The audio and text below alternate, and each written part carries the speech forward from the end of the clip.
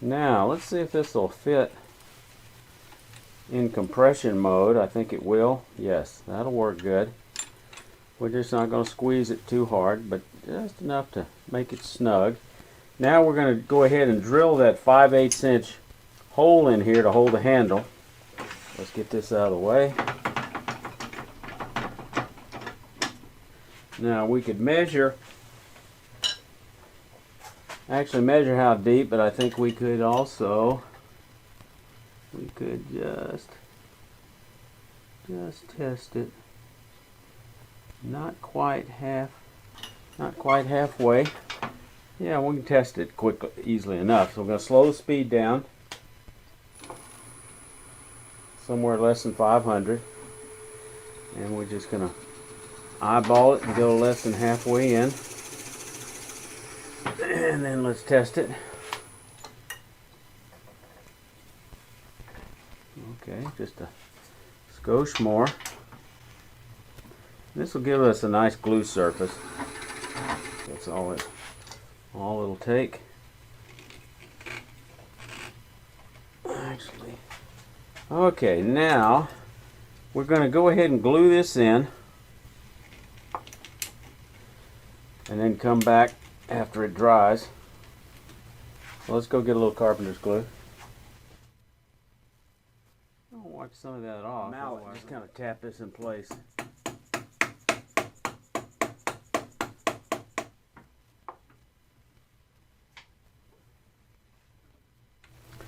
Okay, we're going to finish off this lid. It's just about dry. I'm going to bring this up to tailstock. Don't have a point here. Kind of get kind of a rounded area, but that'll kind of hold this a little bit when I refine the shape down at the bottom if I needed to. Mostly we're just going to round over this corner right here. Now this is in grain or side grain, so if it's an outside of a bowl, we go from small to large. So that's the approach we're going to use with the bowl gouge. And I'm going to use this tiny little 3/8 inch finishing bowl gouge. We're just going to come in here.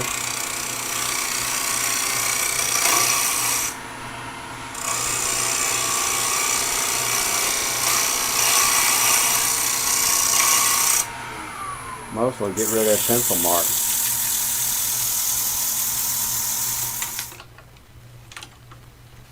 Now all we've got to do is glue in the top of the lid and mount the brush. Okay, as the commercial says, rinse and repeat. We're going to do that little tiny one now. So I've got to turn between centers, and we'll worry about rounding it up first. I'm just going to go ahead and make that little 5/8 inch tenon.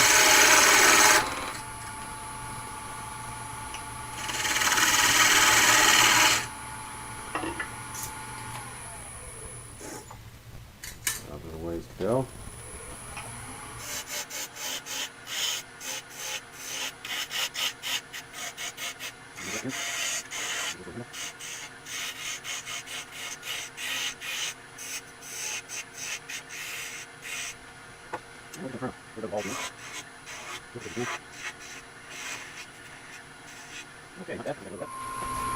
Okay, we're going to go ahead and part this off again with a skew.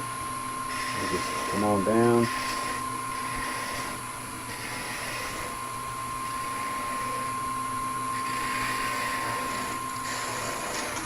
There we go. Alright, we're going to shape the top of the lid for the smaller lid. Now forget what I said, I showed you in that earlier one. The better way to do this, and I don't know what I was thinking, was to put it against a flat surface such as a chuck with the center, and that way it'll automatically give you a flat surface. I was asleep at the wheel.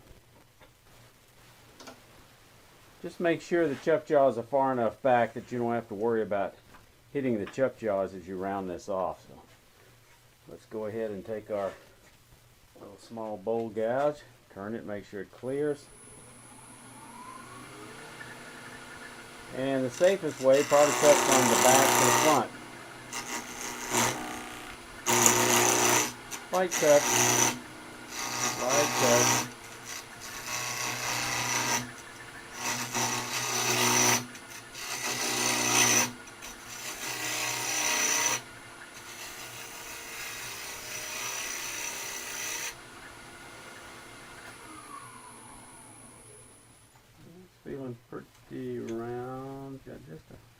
That's there.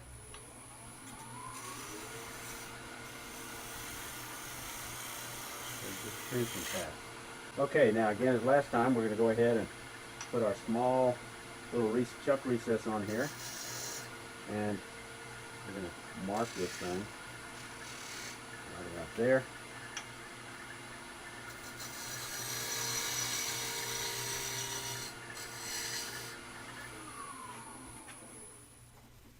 Take it off. Now we have. Okay, so we're going to do the little one. We're going to go ahead and take that tenon, rechuck it, and this time instead of using a spindle gouge, we're going to use a Forstner bit, and we're going to go down the depth of the lid, which is just about half. When I look at this, about half the depth. Again, keeping that speed below 500. Ease into it.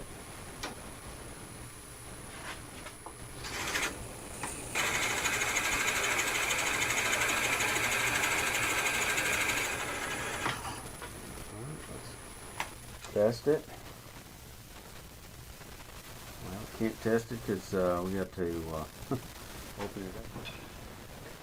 And we're just going to slowly sneak up on it. I've got a line there that's marked close, but I don't want to trust it. Raise that just a bit. Speed up to 1100, 1200, somewhere in that vicinity. Again, lining this up with a bedway of the lathe.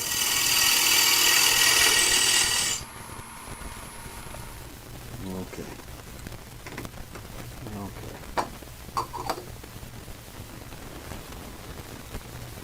Alright, now we're going to put the lid in. We're going to drill our hole. Now in this case we're going to drill a 1/4 inch hole because it's going to be one that's going to fit a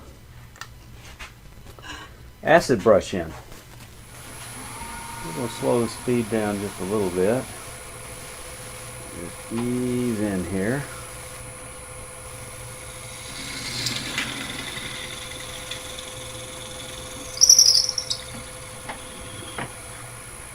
Okay. Just the opening is just a little too small for a recess, so we're going to take that point tool and we're just going to put a little V groove right here.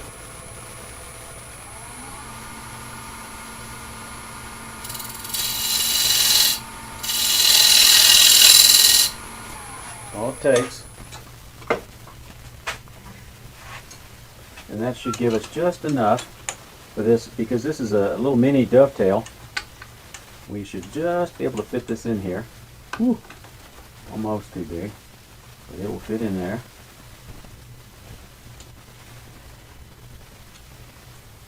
See how true that runs? Yeah, that runs true. A 5/8 inch bit. So, all right, let's do some cutting.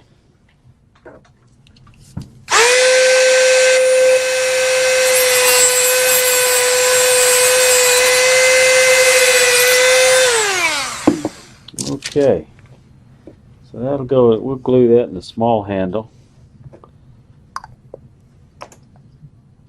Insert it a little further, put a little glue,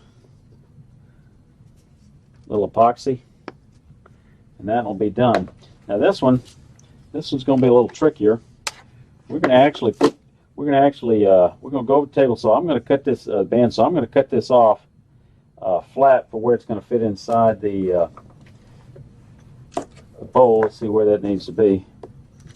I want it to be right about there, maybe a little higher.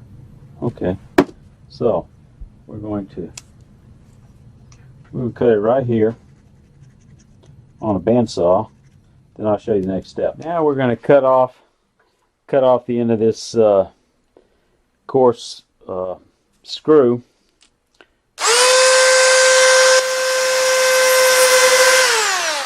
Well, that's why you wear safety glasses. Let me go put another whiz wheel on here. Okay, I've replaced the whiz wheel, so now we've finished cutting it off. Find out where the cut was. So I'm going to start from scratch.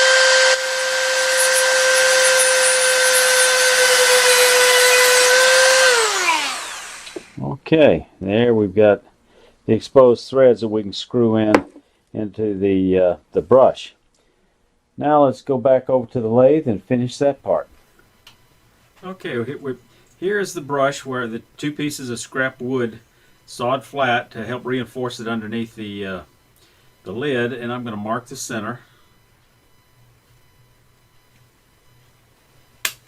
And that'll help us to line it up. Now here's what we're going to do. We're going to put this in here, in this chuck. The brush is bumping up against the bottom, but it won't matter, I think, as long as I tighten it up.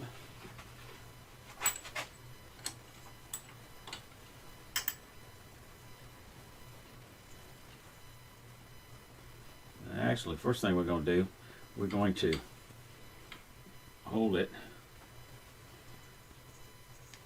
We're going to hold it right here within the middle parts. A little bit back. And before we get too tight, we're going to bring up the tailstock to line it up. Okay. Now all I got to do is tighten this thing up. Just tilt it back. I'm trying to line this up square, so that's where it's going to be flush against the bottom of the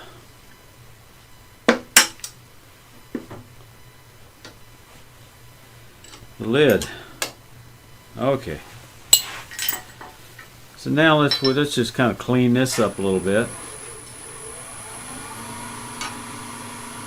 Got to be careful not to hit that hit those jaws. Just ease up there.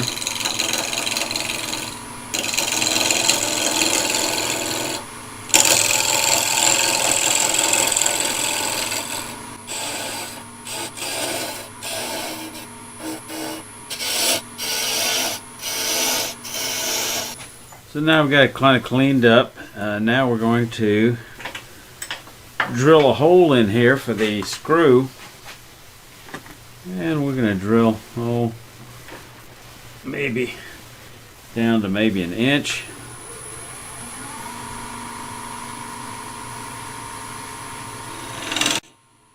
One quarter, one half, three quarters, and there's an inch. That'll be plenty. Now let's take this off. Okay, and all that takes is just screwing it on. Butterfingers.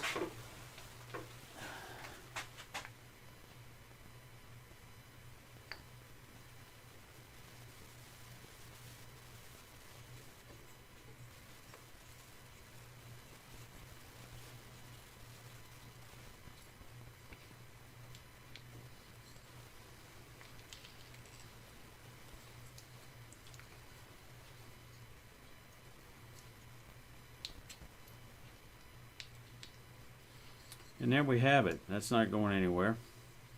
All I'm going to do is put a couple of coats of Minwax antique oil on here and on both of them, and then they'll be done. And there they are. This one I'll probably use for lacquer sanding sealer. This one I'm going to use for Minwax antique oil, primarily for when I've got textured areas and so on to coat. A couple more things I want to mention before we wrap up. Number one, woohoo, that was almost bad. You can also make one of these with a large peanut butter jar for your anchor seal or wax ingrain sealer, and that works. Sometimes these jars can get kind of gunked up with solvent here, and they're almost impossible to get loose when they do. There's a couple little tricks. Number one, you can try putting Teflon tape on there first to begin with. Another solution is actually rub a little bead of petroleum jelly Vaseline on there. Okay, I welcome comments from you. Just, you know the drill, leave them below. Especially welcome comments from you new visitors. And if you got something out of this video, consider subscribing. Y'all stay safe and come on back here.